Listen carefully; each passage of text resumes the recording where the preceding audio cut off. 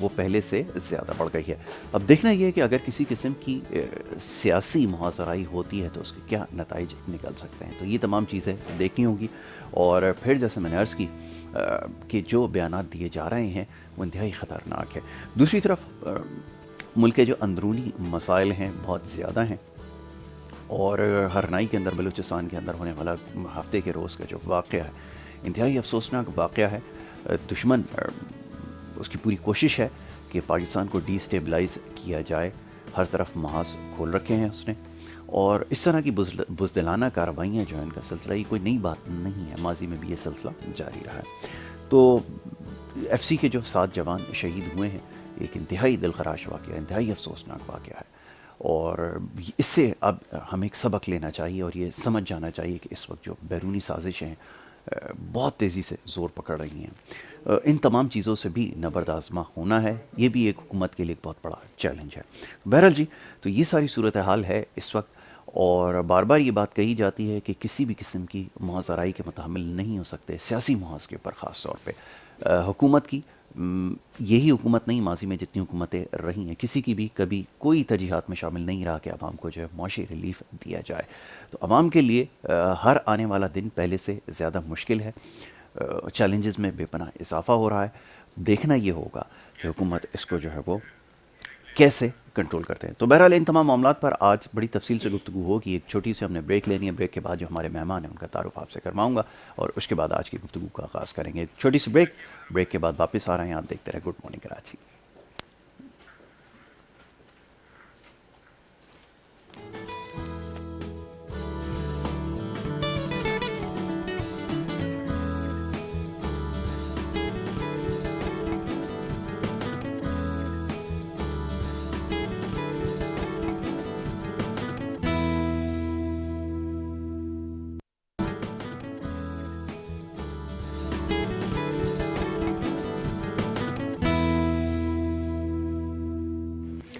Programme میں ایک دفعہ پھر آپ کو خوش آمدید کہیں گے۔ بریک پہ جانے سے پہلے ہمارے آغاز میں بات ہوئی کچھ خبروں کے حوالے سے، جو اہم خبریں ہیں اور اہم معاملات پر آج پروگرام میں گفتگو کریں گے۔ بڑے خاص مہمان اسٹوڈیوز میں تشریف لا چکے ہیں، ان کا تعارف آپ سے کرواؤں گا، اور آج ان سے ان تمام معاملات پر ہماری گفتگو رہے گی۔ سب سے پہلے معزز مہمان ڈاکٹر شہباز صاحب، سینئر اینالسٹ ہیں اور ٹیچنگ کے شعبے سے بہت دیر سے وابستہ ہیں، اور ملکی حالات پہ بڑی گہری نگاہ رکھتے ہیں، نہ صرف پاکستان میں، پاکستان سے باہر بھی آپ اپنی خدمات انجام دے چکے ہیں۔ آج ہمارے ساتھ یہاں پہ صبح کے وقت اسٹوڈیوز میں موجود ہیں، انہیں میں خوش آمدید کہوں گا۔ بہت شکریہ ڈاکٹر صاحب، آپ نے پروگرام میں ہمیں وقت دیا۔ ان کے ہمراہ تشریف رکھتے ہیں جی ہمارے اپنے محمد فاروق افضل صاحب، اینالسٹ ہیں، بزنس کمیونٹی کے نمائندے ہیں، خاص طور پہ پاکستان اور ترکی کے درمیان جو روابط ہیں ٹریڈ کے حوالے سے، اس پہ بہت زیادہ آپ نے کام کیا ہے، کونسل بھی آپ نے تشکیل دی ہے، اور سیاسی معاملات پر بھی بڑی گہری نگاہ رکھتے ہیں، اور ان سے ہم اکثر اپنے پروگرامز میں بات کرتے رہتے ہیں، سیاسی معاملات پر بھی اور خاص طور پہ جو معاشی معاملات ہیں اس پہ۔ افضل بھائی کو بہت شکریہ، بہت شکریہ فاروق افضل بھائی پروگرام میں ہمیں وقت دینے کے لیے۔ ڈاکٹر شہباز، پروگرام میں گفتگو کا آغاز آپ کے ساتھ۔ یہ جو اس وقت سیاسی محاذرائی جاری ہے، جس کی پروگرام کے آغاز میں بڑی لمبی میں نے ایک تمہید بھی باندھ دی، کیا متحمل ہو سکتے ہیں؟ مختصراً سوال یہ ہے اس وقت کہ آپ کی جو معاشی صورتحال ہے، اب تو یہ نہیں کہا جا سکتا کہ جی پوری دنیا کی صورتحال اور ہماری صورتحال اب تو سب ایک برابر ہی ہو چکا ہے کرونا کی وجہ سے، تو اب کیا سمجھتے ہیں کہ اس وقت ہمارا سنبھلنا جو کہ پہلے ہی مشکل تھا، اس وقت اگر کوئی سیاسی محاذرائی ہو جاتی ہے تو اس کا نتیجہ کیا نکل سکتا ہے؟ اس کے اوپر چاہوں گا گفتگو کیجیے۔ جی، اس میں بڑی سیدھی سی بات ہے کہ ملکی حالات جو ہیں، ظاہر سی بات ہے، جب پولیٹیکل سٹیبلٹی ہوتی ہے اس کے ساتھ بڑا ان کا کوریلیشن ہوتا ہے، اور جو صورتحال چل رہی ہے، ڈیفینیٹ سی بات ہے کہ اس کا جو پاکستان کی اکانومی ہے یا پاکستان کی معاشیت جو ہے اس کے اوپر افیکٹ تو ہوگا، اور وہ نیگیٹو ہی ہوگا۔ لیکن پچھلے دنوں ایک خبر پبلش ہوئی تھی نیوز پیپرز میں کہ پولیٹیکل انسٹیبلٹی کی وجہ سے جو فارن ڈائریکٹ انویسٹمنٹ ہے وہ باہر جا رہے ہیں، جس کو آؤٹ فلو کہتے ہیں۔ تو ظاہر سی بات ہے، ایک تو اس کا رزلٹ یہ ہوگا کہ اس سے آپ کی جو اکنامک ایکٹیویٹی اس کے اوپر افیکٹ ہوگا، اور ہم اکثر جو ہے وہ اخبارات کے اندر، اور یہ خاص کر جو معاون خصوصی ہیں وہ بھی بیان دیتے ہیں کہ جب سے یہ گورنمنٹ آئی ہے پاکستان میں فارن ڈائریکٹ انویسٹمنٹ جو ہے وہ بہت زیادہ آیا ہے۔ تو میں ایک چھوٹی سی بات بتا دوں کہ پاکستان کی اکانومی جو ہے اس کی جو کیپیسٹی ہے وہ صرف $2 بلین جو ایف ڈی آئی ہے اس کو کھپانے تک ہے، اس سے زیادہ نہیں ہے۔ تو میرا نہیں خیال کہ ہم ابھی تک وہ بھی اچیو کر پائیں۔ تو جو تھوڑا بہت فارن ڈائریکٹ انویسٹمنٹ آ رہا ہے وہ اس پولیٹیکل انسٹیبلٹی کی وجہ سے ظاہر سی بات ہے وہ آؤٹ فلو ہو رہا ہے۔ اور دوسری بات جو ہم دیکھ رہے ہیں کہ اس جلسے جلوسوں کی وجہ سے ظاہر سی بات ہے جو گورنمنٹ نے کوئی 2-4 پالیسی جو اس کا وہ بہت زیادہ وہ شور کرتے ہیں کہ اس کی وجہ سے پاکستان جو اس کے وہ دن جو ہے نا پھر جائیں گے، تو میرا خیال ہے وہ دن پھرنے کے بجائے وہ بھی رک جائیں گے، سائیکل الٹا چل جائے گا، الٹا چلے گا. تو آفٹر آل میرے خیال میں جو بات کرنی چاہیے کہ تھوڑا سا ان کو بیٹھنا چاہیے، تو مل بیٹھ کے جو مسائل ہیں اس کا سلوشن نکالنا چاہیے تاکہ ملک جو ہے وہ اپنی پٹری پہ واپس آ سکے. بالکل ٹھیک ہے. فاروق بھائی یہ فرمائیے گا، آپ بھی دیکھ رہے ہیں ساری صورتحال کا جائزہ لے رہے ہیں، سوال آپ کے لیے بھی یہی ہے.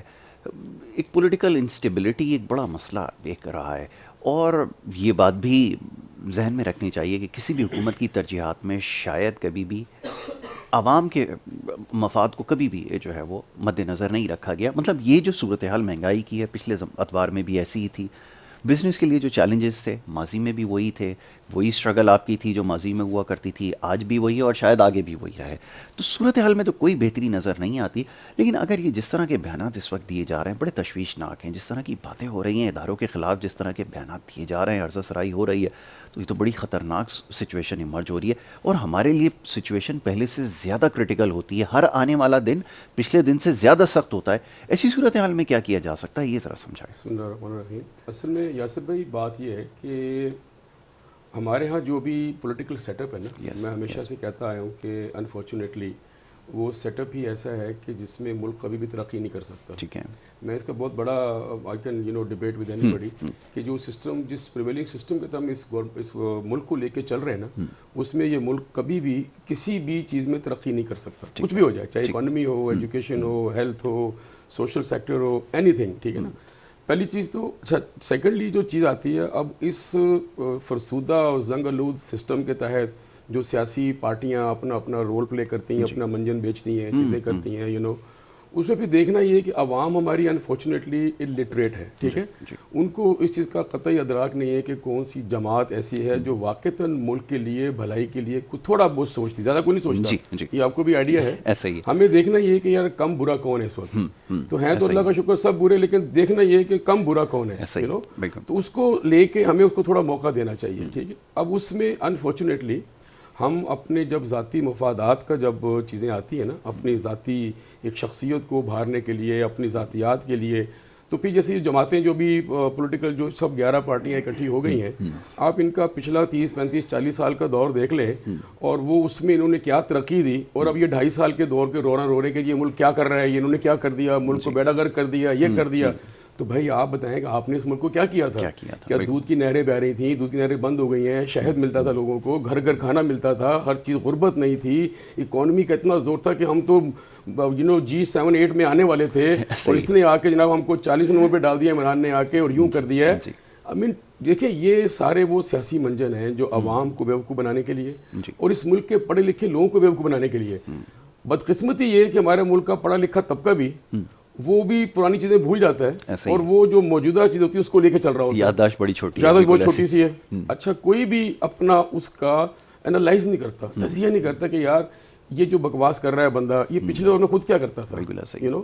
تو ہمارا ایک بہت بڑا ایک بدقسمتی ہے کہ اسی جو نظام ہے اس وقت، اس میں عوام ہماری جو عوام ہے نا، اس کو تو آپ میرے خیال سے بھی اس پہ تو کچھ کیا ہی نہیں گیا، اس کو اور ظلم کرنا چاہیے اس کے اوپر. اچھا جی سر، تو بڑی سخت بات کہہ رہے ہیں. بالکل وجہ یہ ہے کہ عوام ہی ایسے لوگوں کو لے کے آتی ہے. اگر عوام اتنی ہماری جاہل ہے کہ ان کو اس چیز کا ادراک نہیں ہے کہ کون اس ملک کے لیے ان کے لیے اچھا ہے، ٹھیک ہے، اور وہ اس کو سوچے بنا اگر وہ چاہتے کہ نہیں ہمیں تو وہی پرانی چیز چاہیے، تو پھر ایسی عوام کا تو سر یہی حال ہونا چاہیے کہ ان کو جوتے اور پڑیں.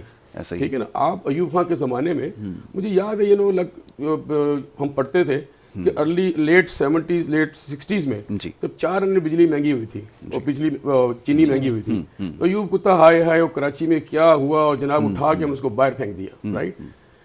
اب یہ چینی کی بات کرتے ہیں، کیا نون لیگ کے دور میں کیا 140 پہ چینی نہیں گئی تھی؟ کیا بالکل گئی تھی. ٹھیک ہے. اب یہ عوام بھول جاتی ہے 140 پہ گئی تھی. جی. عوام بھول جاتی ہے کہ اس زمانے میں آٹا بھی کتنا مہنگا ہوا تھا. بالکل ایسے بیک پہ آتی ہے. ابھی بھی چینی مہنگی ہوئی.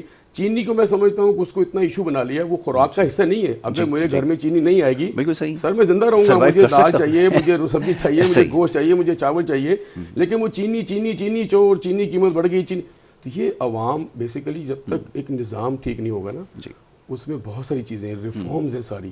یاسر بھائی اس ملک کی ترقی کا جو راز ہے نا وہ اس نظام میں نہیں ہے سر. یہ بتا دوں ہم جتنی باتیں کر لیں پروگرام کر لیں, یقین جانیے یہ سسٹم اگر چلتا رہے گا تو ہم ترقی نہیں کر سکتے. اور یہ پولیٹیکل پارٹی جس ایجنڈے پہ کام کر رہی ہیں وہ ملک کے خلاف ایجنڈا ہے. دیکھیے ہم گھر میں لڑائی ہوتی ہے میاں بیوی کی یا کسی کی, تو میں اگر اپنی وہ ہنڈیا باہر پھوڑوں گا جا کے تو وہ میرے گھر کے لیے خراب ہے نا. اگر آپ کو کوئی معاملات ایسے ہیں تو آپ بیٹھ سکتے ہو, لیکن ملک کے مفاد کے خلاف آپ کام کر رہے ہو اس وقت. آپ اداروں کے خلاف بول رہے ہو, ان اداروں کے خلاف جو ملک کے محافظ ہیں, ٹھیک ہے, ان کو آپ سیاست میں گھسیٹ رہے ہیں. تو انسٹیبلٹی لانا یہ کسی اور کے عزائم کو پورا کر رہے ہیں, ٹھیک ہے.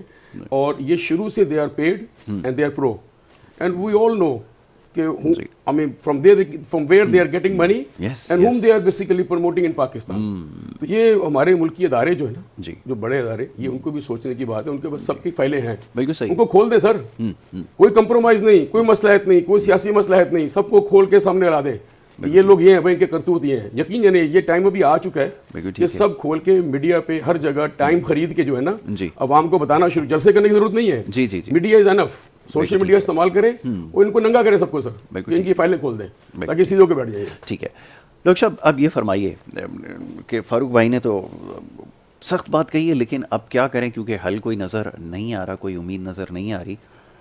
سسٹم رزلٹ اورینٹڈ ہو سکتا ہے جس کے اندر یہی لوگ, آبادی کا بڑا حصہ ہے تعلیم سے محروم, شعور سے محروم, آگہی سے محروم, انہی لوگوں کو بار بار منتخب کر کے لاتے رہیں گے. اور میں حیران تھا, توانائی کے جو وہ وزیر تھے وہ بیٹھ کر جو وہ کہنے لگے جی پچھلی حکومتوں میں ایسا ہو گیا, پچھلی حکومت نے یہ کر دیا. وہ پچھلی حکومت کا بھی حصہ تھے, اس سے پہلے والی بھی حکومت کا حصہ تھے, اور اس سے پہلے جو حکومت رہی اس کا بھی حصہ تھے. تو ہر دور میں یہی موصوف تھے اور ان کا رول بھی یہی تھا, پورٹ فولیو بھی زیادہ مختلف نہیں تھا. تو یہ پھر سلسلہ کب تک عوام کو بیوقوف بنانے کا چلتا رہے گا؟ کیا سسٹم کو تبدیل کر دینے سے, جو کہ بہت مشکل نظر آتا ہے, معاملہ حل ہو جائے گا آپ کے خیال میں؟ اگر آپ کو یاد ہو تو آپ کے پروگرام میں نے ایک بات کہی تھی کہ ہمارے ہاں جو مسائل ہیں نا وہ بیہیویئر کے ہیں, تو ہمیں اپنے رویے جو ہیں اس میں وہ تبدیلی لے کے آنے کی ضرورت ہے. اور وہ میں سمجھتا ہوں کہ میں اتنا مایوس نہیں ہوں. فاروق افضل صاحب جو ہیں وہ تو کچھ زیادہ مطلب کہ ظاہر ایکسپیرینس ہے ان کا, وہ ایکسپیرینس کی بیس کے اوپر بات کر رہے ہیں. سسٹم میں میرا نہیں خیال ہے کوئی پریشانی ہے, سسٹم کو جو چلانا ہے اور کیسے چلانا ہے یہ زیادہ امپورٹنٹ ہے. اور آپ اگر نیا بھی سسٹم لے کے آ جائیں گے, ایک لے کے آئیں, دو لے کے آئیں, یا پاکستان جیسے پہلے ایکسپیریمنٹ لیبارٹری بنا ہوا ہے, تو اس کا تو فائدہ نہیں ہوگا. جو سسٹم ہمارے پاس ہے اس کے اندر جو پرو کونز ہیں اس کو دیکھ کے تو ہمیں کام کرنے کی ضرورت ہے. جہاں تک یہ بات رہی کہ جی وہ ہمارے جو وزیر توانائی ہیں, وہ بات بالکل ٹھیک ہے کہ اس سے پچھلی گورنمنٹ کا بھی حصہ تھے, پچھلی گورنمنٹ کا بھی حصہ تھے اور اب بھی حصہ ہیں. تو وہ تو ان کو خود دیکھنا چاہیے کہ میں نے پیچھے 2 ادوار میں کیا کیا ہے اور کس کی بیس کے اوپر میں یہ بات کر رہا ہوں. اور میں نے آپ کو شاید یاد ہو تو میں نے آپ کو بتایا تھا کہ ہمارے ہاں جو فرام باٹم ٹو ٹاپ لوگوں نے جو پڑھنا ہے وہ چھوڑ دیا ہے. اب ہمارے جو وزیر ہیں ان کو یہی نہیں پتا ہوتا کہ ہمارے پاس وزارت یہ ہے تو ہمارے کام اس وزارت کے آبجیکٹیوز کیا ہیں اور اس کام کو ہم نے کرنا کیسے ہے. انہی وزیر توانائی کی میں آپ کو بات بتاتا ہوں, میں 2-4 جگہ میں یہ بات کوٹ کی. 2019 میں نسٹ یونیورسٹی میں کانفرنس انرجی کے اوپر, اور آپ یقین کیجئے گا 2019 میں وہ حضرت جو انرجی کنزمپشن کے فگرز بتا کے گئے تھے وہ 2014 کے فگرز 2019 میں بتا کے چلے گئے تھے. حالانکہ یہ وہ ہمارے وزیر ہیں, اور آپ کو میں نے یہ بھی شاید ایک دفعہ ذکر کیا تھا کہ اب انرجی کا منسٹری جو ہے وہ فائنانس کی منسٹری سے زیادہ امپورٹنٹ ہو گئی. تو یہ چیزیں جو ان کو تو مطلب کہ عام آدمی سے مطلب کہ پڑھے لکھے لوگوں سے 10-20 سال ایڈوانس ہونا چاہیے. تو یہ تو پیچھے جا رہے ہیں. تو اس صورتحال میں میرا نہیں خیال کو ہم کوئی ان سے, خیر میں تو اتنے کو پازیٹیو چیزیں ایکسپیکٹ نہیں کر رہا ایز اے پروفیسر. باقی یہ ہے کہ اگر وہ اچھا کر بیٹھیں تو وہ میں سمجھتا ہوں کہ پاکستانی عوام جو اس کے مقدر کی بات ہے. بالکل ٹھیک ہے. فاروق بھائی یہ اب صورتحال ہے, دیکھیں آپ نے معاملہ تو سمجھ میں آ گیا کہ یہ تو ریزلٹس نہیں دے سکتے. یہ جو آپ کا جو سو کال ڈیموکریٹک سسٹم ہے نا, اب یہ کون سی ڈیموکریسی ہے یہ ابھی تک ہم نہیں سمجھ سکے ہیں. جو پرفیکٹ ڈیموکریسی ہائپوتھیسس ہے اس کے تو یہ بالکل اگینسٹ ہی چل رہی ہے. تو یہ تو بڑا مشکل ہے کہ اس ڈیموکریسی سے آپ کو رزلٹ مل سکے. اب سوال یہ پیدا ہوتا ہے کوئی نیا سسٹم انٹروڈیوس کروانا. دیکھیں یہ جو آپ کے پاس ٹیم بیٹھی ہے, چاہے حکومت میں چاہے حکومت کے باہر, سسٹم کے بینیفیشری ہیں, اور جو سسٹم کے بینیفیشری جب سسٹم کو ہی رن کریں گے تو وہ کیسے چاہیں گے کہ کوئی نیا سسٹم انٹروڈیوس کرا دیں. تو پھر یہ لوگ جائیں گے کہاں؟ جو یہ خاندانی سیاستوں کے دور چل رہے ہیں. حال یہ زرداری صاحب اگلے دن فرما رہے تھے, کہنے لگا جی ہمارے دور میں 100 روپے کا ڈالر تھا, آج 180 کا ہو گیا. اب یہ تو حال ہے. صاحبزادے ان کے تقریر کرتے ہیں, وہ کہتے ہیں 200 روپے کلو انڈے ہو گئے, تو شاید یہ تو حکمرانوں کا حال ہے, اس سے آپ کو اندازہ ہو جائے گا کہ ان کی مینٹالٹی کیا ہے یا معاملات کو کتنے سمجھتے ہیں. تو پھر کیسے نتیجہ نکلے گا, یہ ذرا سمجھا. دیکھیے میں الحمدللہ پاکستان کے لیے بہت مثبت سوچ رکھتا ہوں اور میں کبھی مایوس نہیں ہوں اس ملک سے الحمدللہ. ٹھیک ہے, ایک رائٹ ٹائم آئے گا, میں اس کا انتظار کر رہا ہوں. ٹھیک ہے, ہمیں اپنی وائس کو ریز کرنا ہے اور اس ملک کا فیوچر الحمدللہ بہت اچھا ہے. بدقسمتی سے جو لوگ اس کو چلا رہے ہیں, جو چلاتے رہے ہیں, وہ تھرڈ کلاس لوگ ہیں جنہوں نے اس ملک کو سمجھا نہیں اور چلایا نہیں اور کیا نہیں. میں جس سسٹم کو چینج کرنے کی بات کرتا ہوں, بیسیکلی اکاؤنٹیبلٹی کریٹ کرنی پڑے گی, جواب داری. ٹھیک ہے, وہ اس سسٹم میں نہیں ہے. ہمارا جو پارلیمنٹیرین سسٹم ہے نا, یہ سسٹم سے چلے گا UK میں, یہ یہاں نہیں چلے گا. آپ کا جو سسٹم ہونا چاہیے, جو ڈاؤن دا لائن آپ کو پاورز ڈیلیگیٹ کرنی پڑیں گی. آج کراچی کے مسائل کیوں ہیں ایسا ہی. ٹھیک ہے, ایک وزیر اعلیٰ بیٹھے ہوئے ہیں, کمشنر بیٹھے ہوئے ہیں, جی, میئر صاحب بس ان کے پاس کوئی اختیارات ہی نہیں ہے, ایک وزیر کمشنر بیٹھے ہوئے ہیں. جی, یار اس ملک کا نظام جب چلے گا جب آپ بلدیاتی اداروں کو مضبوط کریں گے. ٹھیک ہے, MNA MPS کو نہیں, انہوں نے نالیاں روڈیں نہیں بنانی سر, ان کا کام لائٹیں لگانا نہیں ہے. ان کا کام ہے عوام کے لیے وہ چیزیں, وہ تحریکیں وہ لانا پارلیمنٹ کے اندر کہ فیسیلیٹیٹ عوام کو کیسے کیا جائے. وہ قانون سازی کریں, نالیاں نہیں بنوائیں, فنڈز نہیں لیں کہ مجھے 25-30 کروڑ لگا کے اگر MNA بنے گا سر, اس کو پیسے کمانے بھی دینا اس کو سر. یہ سسٹم, یہ اس سسٹم کی خرابی ہے ایکچولی. ہم جب اختیارات میئر تک دیں گے, ناظم کو دیں گے, سٹی کا میئر جب آئے گا وہ سارے اختیارات ان کے پاس ہوں گے. یہ لوگ یہ سوچتے ہیں سیاسی جماعتوں کے لوگ, اگر یہ ساری اختیارات ان کو چلے گئے تو یار ہماری پاور, ہمارا VIP کلچر, ہم چنے بیچیں گے, ہم کیا کریں گے بیٹھ کے بھائی. ٹھیک ہے, یہ نظام جو چینج کرنے کی بات کرتا ہوں وہ یہ ہے کہ عوامی نمائندوں کے پاس اس شہر کا, اس صوبے کا اختیار ہو, یہ MNA MPS کے پاس نہ ہو. یہ جو سسٹم ہمارے پاس ہے, جو صوبائی منسٹر بنائے جاتے ہیں, صوبے بنا دیے ہم نے اتنے سارے کہ وہ جی 4 صوبے ہیں, وہ صوبائی چیف منسٹر بھی ہے, اس کے صوبائی وزیر بھی ہیں, وہ اس کے للے تللے بھی ہیں, وہ منسٹریاں بنا دی ہیں. We don't need these things sir, we don't need these things. آپ بلدیاتی اداروں کو مضبوط کریں اور ان کا جو کام ان سے یہ کام کروائیں اور ڈائریکٹ الیکشنز کروائیں. یہ نہیں ہے کہ جی میئر کو جناب 250 کونسلوں نے ایکسیپٹ کر لیا اور ناہل کو لے کے آگے پتہ ہی نہیں ہے. پھر جو ہمارا بیوروکریسی سسٹم ہے, جن کی یہ بات کر رہے ہیں, پیٹرولیم ہے, ہمارے ہاں بیوروکریسی کا اتنا فرسودہ نظام ہے کہ آج ایک سیکٹری صاحب ہیں فائنانس کے 3 سال, اس کے بعد ان کو بنا دیا گیا پیٹرولیم کا سیکٹری. ایسا ہی ہے. 3 سال کے بعد ان کو بنا دیا گیا ایجوکیشن کا سیکٹری. بالکل. We don't have technocrats. ہمیں بیوروکریسی میں ٹیکنوکریٹ چاہیے سر, وہ سوچیں کہ ہم نے عوام کے لیے, اس ملک کے لیے ایسی کون سی پالیسیز بنائیں جو پڑھے اس فیلڈ کے ہوں. اگر پیٹرولیم کا آدمی ہے تو اس منسٹری میں سارے پیٹرولیم کے انجینئرز یا اس کے لوگ ہونے چاہیے. ٹھیک ہے فاروق بھائی, آپ کے لوگوں کی سوچ بھی بڑی محدود ہے. ایک ایفیڈ کے اندر بنگلہ مل جائے, سال کے اندر 2 ٹرپ ہو جائیں, یورپ کے, امریکہ کے, ایسا ہی ہے, نئی گاڑی آ جائے, 4 گھر کے اندر ملازم اور ہو جائیں. اتنی سوچ چھوٹی اگر ہوگی تو کیسے ایکسپیکٹ کریں گے. بڑی تلخ بات ہے, لیکن بات تو سچ ہے کہ ہمارے اپنے بھی دوست اور کچھ عزیز ہیں, لیکن ہمیں پتہ ہے کہ سوچ کتنی محدود ہے. یہ تو ان کی مختصر سی سوچ ہے کہ ان کو ریٹائرمنٹ کے بعد US کے اندر کہیں ہیوسٹن وغیرہ میں کوئی سیٹلمنٹ مل جائے, تو یہ کیا سوچیں گے اور کیسے ڈیلیور کریں گے. ابھی تک تو جتنے لوگوں سے واسطہ پڑا ہے 60 سالوں میں یہی نظر آئے, اور کوئی نظر نہیں آیا کہ جو واقعی ملک کے بارے میں سوچے یا پالیسی ڈیفائن کرے. اور دوسری بات کی تو آپ نے خود نشاندہی کر دی ہے کہ جب وہ اذہان ہوں گے ہی نہیں جو بیٹھ کے سوچیں گے, پالیسی میکنگ کریں گے, جب ان کا انٹرسٹ ہی نہیں ہے, شروع from the very first day charge لیتے ہی سوچتے ہیں ریٹائرمنٹ کے بعد ہیوسٹن میں رہنا ہے, تو کیسے ڈیلیور کریں گے. تو سسٹم کو تو اس کا مطلب ہے کہ پھر آپ کو پوری سرجری کرنی پوری. سر یہ دیکھیے, یہ سارا نظام آپ کو ایڈمنسٹریٹو یونٹ بنانے پڑیں گے. اب فلپین جیسا ملک جو ہے 9.5 کروڑ کی آبادی کا ملک ہے, وہاں 76 صوبے ہیں. جی ٹھیک ہے, 76 صوبے کا مطلب یہ نہیں کہ وہ 76 صوبے کوئی صوبائیت کے نام پہ بنائے گئے ہیں, ایڈمنسٹریٹو یونٹس ہیں.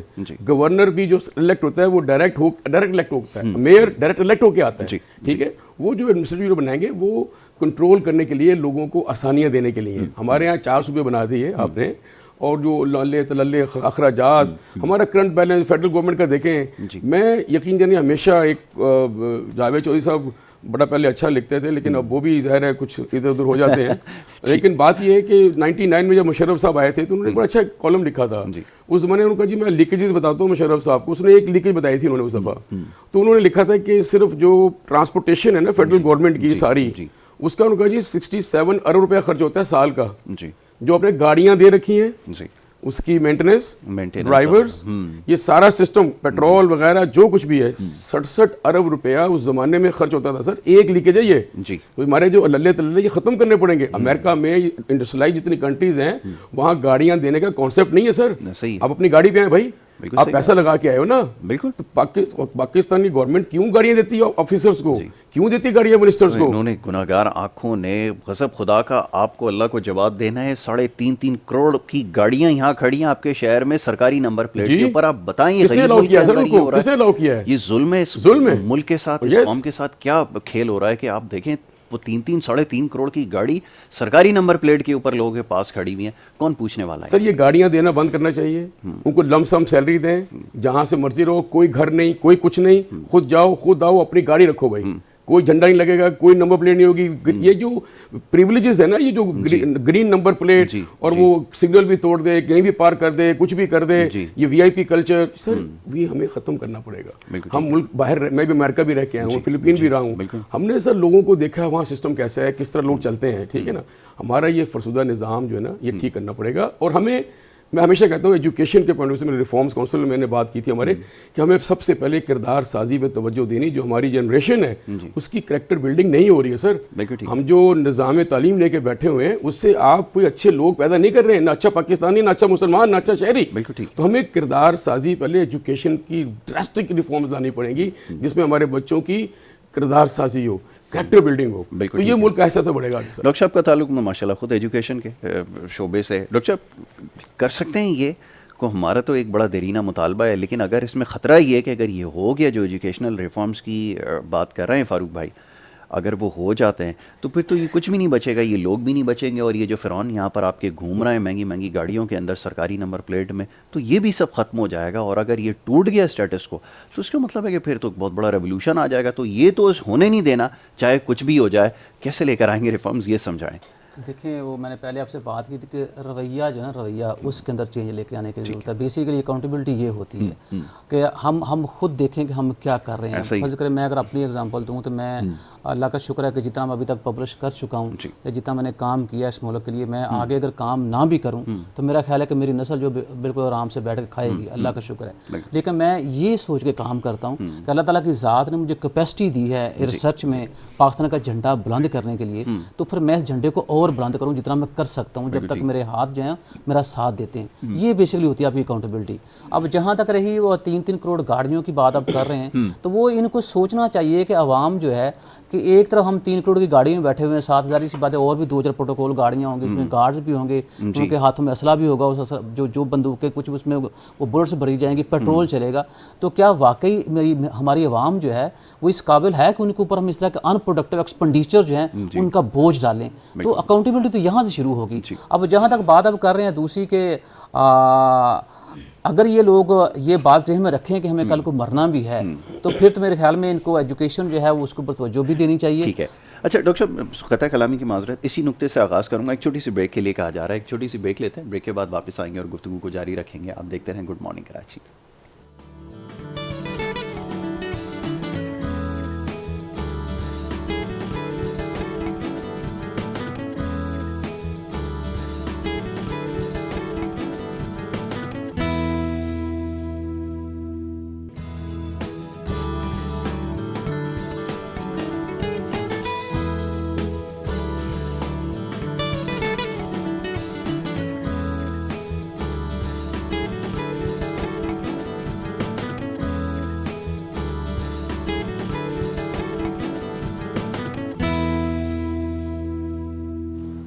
پروگرام میں آپ کو ایک دفعہ پھر خوش آمدید. بریک پہ جانے سے پہلے گفتگو ہو رہی تھی کچھ معاشی معاملات کے حوالے سے, سماجی معاملات کے حوالے سے, اور یہ جو پورا سسٹم ہے اس کے اوپر گفتگو کر رہے تھے کیسے اس کے اندر ریفارمز آئیں گے, کیا اس کا نتیجہ نکلے گا, اور خاص طور پہ جو سسٹم ابھی جس کی کچھ دیر پہلے بات ہو رہی تھی, کیا اس سے نتائج نکل سکتے ہیں, یا واقعی جو حقیقی تبدیلی جس کے ہم سب خواہش مند ہیں کیا کبھی وہ آ سکے گی.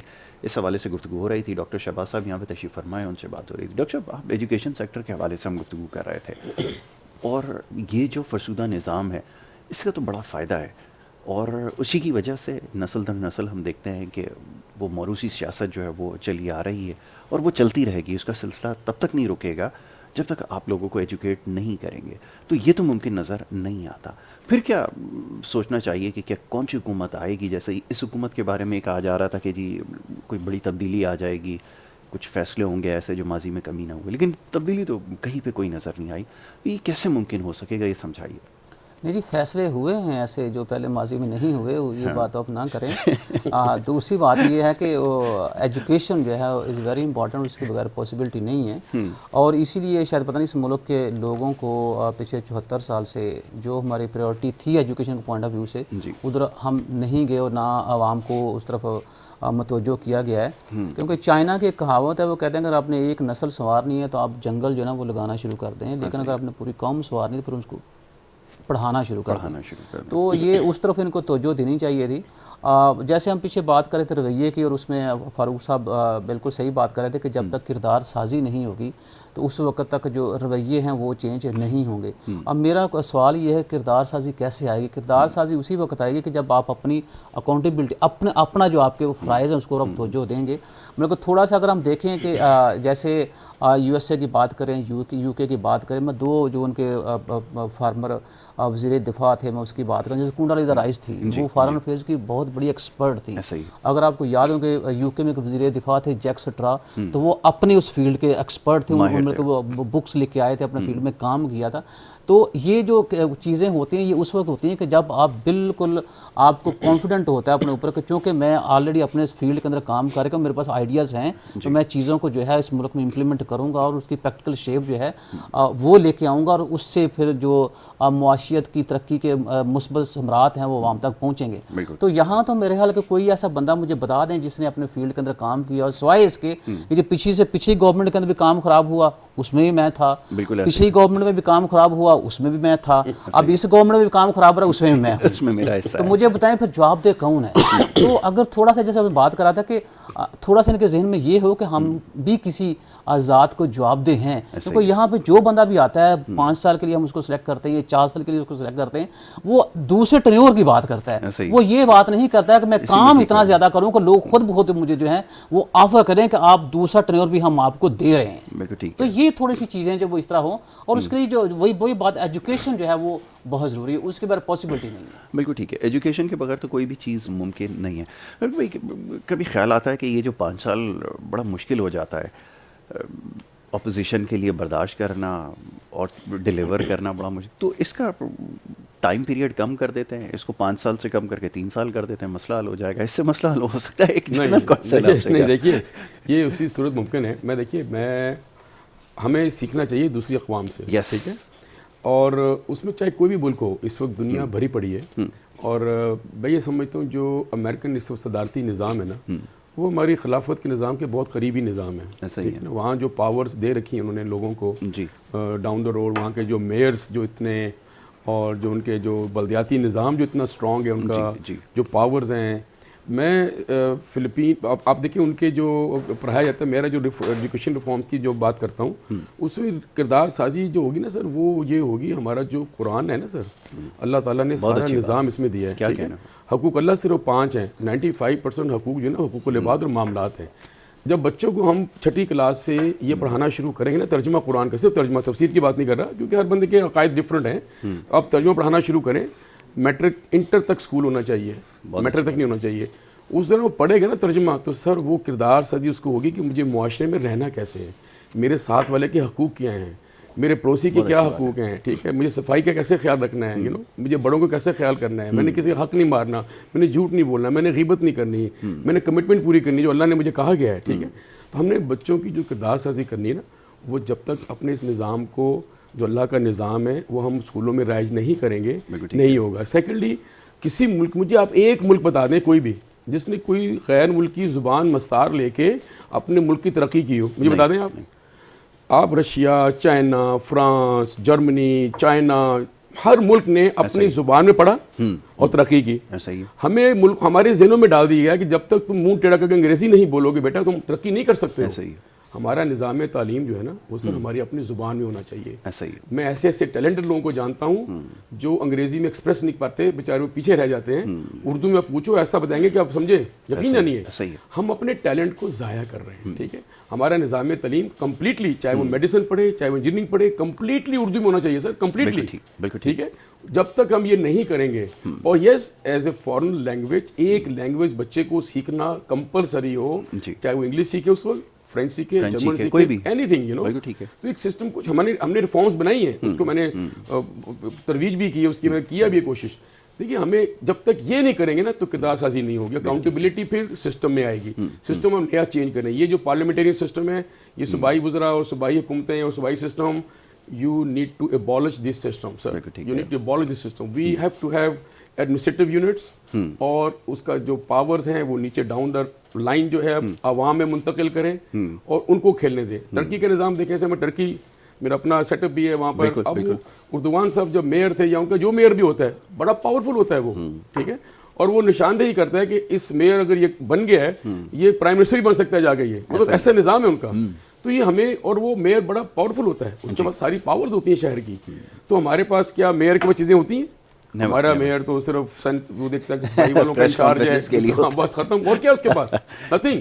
تو ہمارے یہ سسٹم چینج کریں گے سر جب تک. اس کے لیے چاہے آپ کو یہ اس کو ٹھہرا کر ایک قومی گورنمنٹ بنا کے, ایک کنسنسس ڈیولپ کر کے, سسٹم کو بنا کے, چینج کر کے, ڈنڈا دے کے, وٹ ایور, یو نو, اس ملک کو اگر بچانا ہے, that is the only way out. آپ یہ کہیں گے کہ اس میں کر لیں, نہیں ہو سکتا سر. اور یہاں تک عمران خان, ان کی گورنمنٹ کی بات ہے, وہ چینج کیا لائیں گے جب 3-4 ووٹوں پہ حکومت ہوتی ہے سر, وہ کیا بل پاس کرائیں گے, وہ کیا کچھ کریں گے. Until unless they have 2/3 majority اگر ہو بھی, تو یہ جو سیاسی جو جتنے بھی لوگ بیٹھے ہوئے ہیں ہمارے سیاستدان, جن کے اپنے اپنے منجن ہیں, وہ یہ کبھی بھی نہیں چاہیں گے, کیونکہ ان کے پاورز اتنا, ہر چیز پیسہ مل رہا ہے, لوٹ رہے ہیں, ہر چیز ہو رہی ہے, وہ رک جائے گی ان کی سر. اور وہ 500, 700, 800 خاندان ہیں سر جو اس ملک پہ حکومت کر رہے ہیں. بالکل ایسے ہی. ان کے بچے آ جاتے ہیں, پھر ان کے بچے آ جاتے ہیں, پھر ان کے بچے آ جاتے ہیں. یہ موروثیت, یہ جو منارکی, یہ ختم کرنی پڑے گی. یہ جب بھی ممکن ہے جب ہمارا نیچے سے ایجوکیشن سسٹم آئے گا, لوگ سمجھیں گے کہ بھائی یہ منارکی نہیں چلے گی یہاں پر, تو تب آئے گی جمہوریت. ٹھیک ہے فاروق بھائی, ایک اور چیز ہے ابھی جس کے اوپر بات کرتا ہوں, ڈاکٹر صاحب سے بھی پہلے اس کے اوپر رائے لے لوں. ڈاکٹر صاحب, یہ ممکن ہو سکتا ہے, دیکھیے سسٹم جس میں آپ پھنس چکے ہیں, لوگوں کو اب پتہ ہے, اس میں میرے خیال میں الفاظ کو گھمانے کی ضرورت نہیں. IMF کے پلان میں آپ کو دھکیل دیا جاتا ہے, اور اس کے بعد پھر آپ یہ سوچتے ہیں کہ کوئی ملک ترقی کر جائے گا. میرے پاس شاید کوئی ایسی مثال ہو, لوگوں نے بڑا اسٹرگل کیا IMF سے جان چھڑانے کے لیے, اس کے بعد ترقی کا سفر شروع ہوا.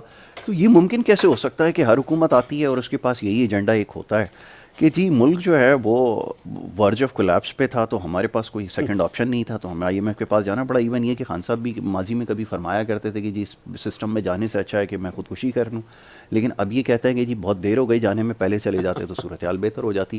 آدمی کس کی بات پہ یقین کرے اور یہ سمجھائے ممکن ہو سکتا ہے کیا؟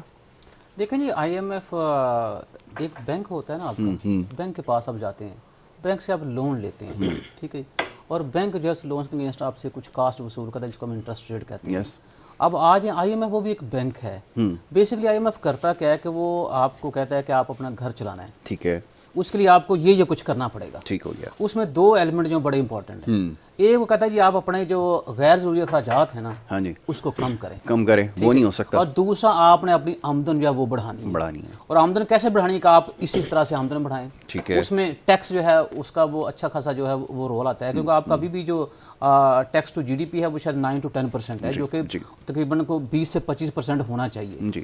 اب یہ ہے کہ جب اب ٹیکس لگانے کی باری آتی ہے, تو چونکہ وہ ٹیکس کا سسٹم جو ہے آپ کا, اس کا آپ کو پتہ ہے, تو پھر پیچھے بچ جاتا آپ کا انڈائریکٹ ٹیکس جو ہے, تو پھر آپ اس کے اوپر زور دینا شروع کر دیتے ہیں. اور غیر ضروری اخراجات وہ کم کرتے نہیں ہیں. تو بیسکلی جس پرپز کے لیے IMF سے آپ پروگرام لیتے ہیں, وہ اس پروگرام کو عمل درآمد خود ہی نہیں کرتے.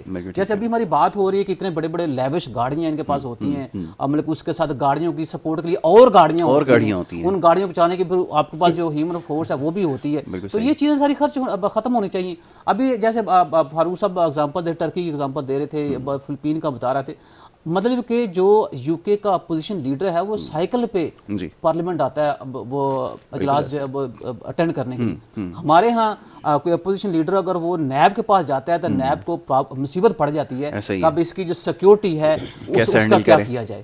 تو یہ دیکھیں, یہ چیزیں چینج کریں گے, یہ چیزیں ختم کریں گے تو آپ کے جو غیر ضروری اخراجات ہیں وہ کم ہوں گے. اور ظاہر سی بات ہے جب کوئی بھی اپوزیشن کا بندہ جو ہے وہ نیب میں وہ پیشی کے لیے آتا ہے تو گورنمنٹ کو بھی پرابلم ہوتا ہے, سیکیورٹی دینی پڑتی ہے, سارا کچھ کرنا پڑتا ہے. پرائم منسٹر صاحب کہیں جاتے ہیں پورا روڈ بند کر دیتے ہیں. تو وہ جو میں آپ سے رویے کی بات کر رہا تھا وہ رویہ تو آپ کا یہاں تک چینج ہوگا نا. تو جب تک آسٹیرٹی جو ہے اس کو فرض کرو آپ ویسے اناؤنسمنٹ کر دیں اور کہہ دیں اور اس کو پورا عملی جامہ نہ پہنائیں تو وہ کیسے غیر ضروری اخراجات کم ہوں گے. تو آئی ایم بیسکلی اس کا رول یہ ہے, وہ کبھی بھی کسی اکانومی کو یہ نہیں کہتا کہ یا کوشش نہیں کرتا کہ وہ آپ ان کے پاس گئے ہیں کہ ہم نے ملک چلانا ہے کیونکہ آپ نے بتا دی کہ ہمارے پاس کچھ نہیں ہے. تو اس نے کہا جی یہ پروگرام ہے, اس کے مطابق ملک چلا سکتے ہو, ہم آپ کو بتائیں گے آپ نے کیسے کام کرنا ہے. اس کا مطلب یہ ہے کہ جتنی ٹیم ہم نے باہر سے امپورٹ کی ہے اسپیشل اسسٹنٹ پرائم منسٹر صاحب وہ سب کے سب نکمے ہیں. ایسا ہی ہے جی. اب یہ تو اس کے اوپر تو بہت بات ہو چکی ہے, بڑی تلخ بات ہے, لیکن اب کیا کریں, اس کے بارے میں بھی آپ کو بتاؤں گا کہ نکما ایکچولی ہوتا کیا ہے. تو فرق بھائی ابھی بات یہ ہو رہی تھی کہ آئی ایم ایف کے حوالے سے ہم اکانومی کا ایک پورا جائزہ لیتے ہیں. جب ہم تمام چیزوں کو دیکھتے ہیں تو ایک جو باٹم لائن آتی ہے وہ یہ کہ آپ کی جو انٹرسٹ بیسڈ اکانومی ہے یہ آپ کے لیے بہت بڑی ہرڈل ہے. دوسری طرف آپ کا دین اسلام, ہمارا مذہب الحمدللہ مسلمان ہونے کے ناطے ہمیں بتاتا بھی یہی ہے کہ ایک پرفیکٹ سوسائٹی کی جب آپ بات کرتے ہیں نا اس کو سود سے پاک کریں پھر آپ رزلٹس دیکھیں. ہمارے لیے بڑا مشکل ہے. اور جب آئی ایم ایف کے پلان میں جاتے ہیں وہ انٹرسٹ بیسڈ تھیوری یہاں پر اپلائی کرتے ہیں اور اس کے بعد جو ہوتا ہے وہ آپ بخوبی جانتے ہیں. جان کیسے چھڑا سکتے ہیں, یہ تو ہر فورم پہ میں سوال پوچھ رہا ہوں کہ آپ میں بعد میں بات کروں گا ایکسپورٹس کیسے بوسٹ کریں گے, بعد میں پوچھوں گا انڈسٹریل کیپیسٹی کیسے بلڈ ہوگی, پہلے اس سے تو جان چھوڑائیں. یہ سب سے بڑی ایک روٹ کاز ہے جس کی وجہ سے آپ کی اکانومی کبھی فلرش کر نہیں سکتی. کیا سمجھتے ہیں؟ دیکھیے آئی ایم ایف جو ہے نا, آئی ایم ایف میں بڑے بڑے جو ملک ہیں ان کے فنڈز وہاں انویسٹمنٹ کے لیے جاتے ہیں, ٹھیک ہے, پھر وہ ڈسبرس کرتے ہیں. ہم جیسے غریب ملکوں میں جہاں ہم کو پتہ ہے کہ کرپٹ حکومت ہے, انشاءاللہ یہاں سے ہمیں پروفٹ مل جائے گا, ٹھیک ہے, ایسا ہی وہ دنیا کو سلیکٹ کرتے ہیں کہ کہاں جا کے ہم یہ اپنے لون دیں کہ ہمارے جنہوں نے انویسٹ کیا نا آئی ایم ایف میں ان کو پروفٹ کیسے مل سکتا ہے, ایسے لو.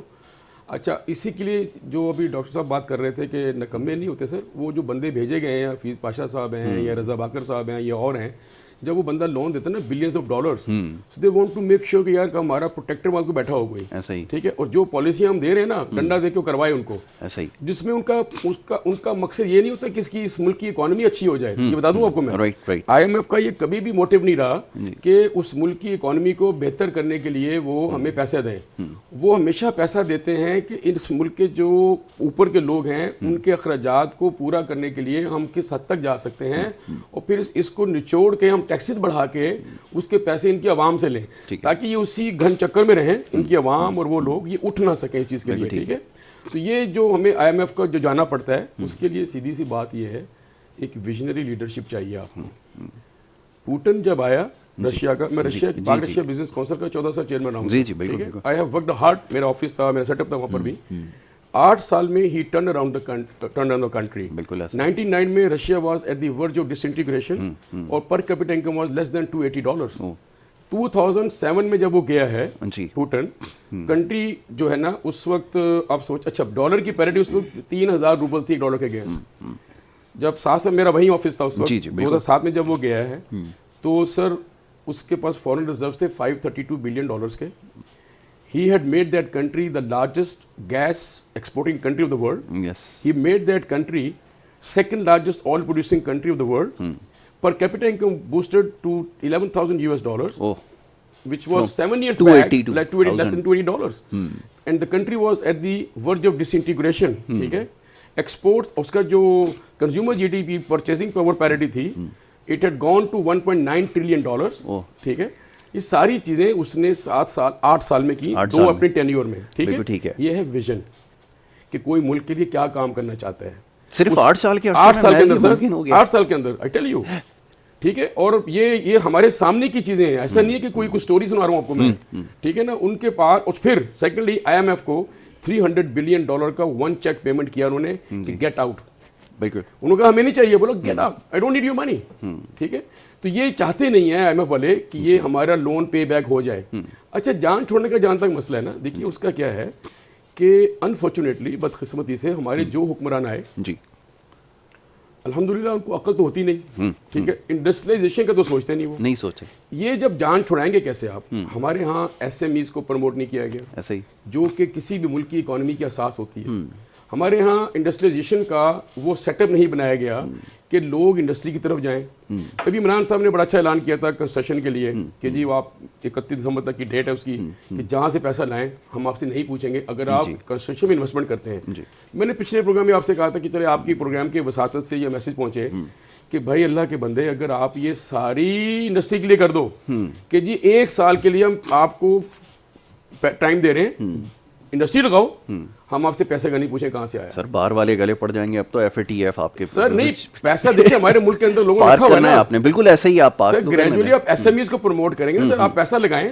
دیکھیے بہت لیکن فاروق بھائی بات وہی نا, اگین وہ پالیسی میکر جو ہے نا جب وہ خود اپنی پراپرٹی رجسٹر میں بنانے کی سوچے گا نا تو پھر وہی ساری چیزیں نہیں ایگزیکیوٹ کر سکے. دیکھیے ہماری جو بیوروکریسی ہے نا امریکہ میں, آپ ان کے جائیں قانون کی جو منسٹری ہے ان کی, آپ کو ایک بندہ بھی بغیر لا کے نہیں ملے گا اس منسٹری کے اندر. سر اب پوچھ لیں کس سے, سارے کامرس میں جائیں آپ کو سارے کامرس اسپیشلائز اکنامکس ملیں گے. آپ ہماری دیکھیں بیوروکریسی میں وہ بی اے کرتا ہے, سی ایس ایس کرتا ہے, وہاں کے بیٹھ جاتا ہے, وہ آ کے اس کو پتہ نہیں اکانومی کیا ہے, ایکسپورٹ کیا ہے. گورنمنٹ کی اسپیلنگ بھی لکھنی نہیں آتی ہے تو بڑی انفارچونیٹ ہماری ہے. چلیں یہ ساری چیزیں ہیں. تو یہ ہے محمد فاروق افضل بھائی, بہت شکریہ آپ کا, آپ نے پروگرام میں ہمیں وقت دیا. ڈاکٹر شہباز آپ کا بہت شکریہ پروگرام میں وقت دیا. ابھی گفتگو ایسی ہے کہ اس میں اور بہت ساری چیزیں, لیکن جو ابھی رشیا کے بارے میں بات ہوئی ہے اور اس طرح اور بہت سارے ممالک ہیں, چائنا کے بارے میں بھی آپ کو بتائیں گے انشاءاللہ نیکسٹ سیٹنگ میں کہ یہ جو پروگریس آئی ہے, جو ایک بہت بڑا ریولوشن آیا ہے, انڈسٹریل ریولوشن آیا ہے, جو اکنامک ریولوشن آیا ہے, یہ بھی میس 92 کے بعد سے لے کر آج تاریخ تک آپ دیکھ لیں کہ دنیا کی ایک بہت بڑی اکنامک پاور مرج ہوئی.